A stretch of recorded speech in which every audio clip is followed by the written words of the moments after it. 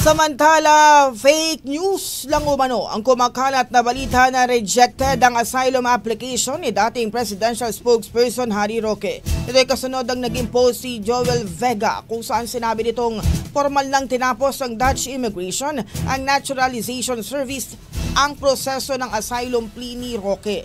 Ayon kay Roque, naging habit na ng Philippine-born Dutchman na magpakalat ng fake news. Bagaman hindi pinangalanan, iniisip ng marami na si Vega ang kanyang tinutukoy. Strike 3 na raw ito sa pagpapalaganap ng pekeng balita. Maliban dyan, naglatag din ang dating tagapagsalita ng mga punto para tablahin ang mga sinabi ni Vega.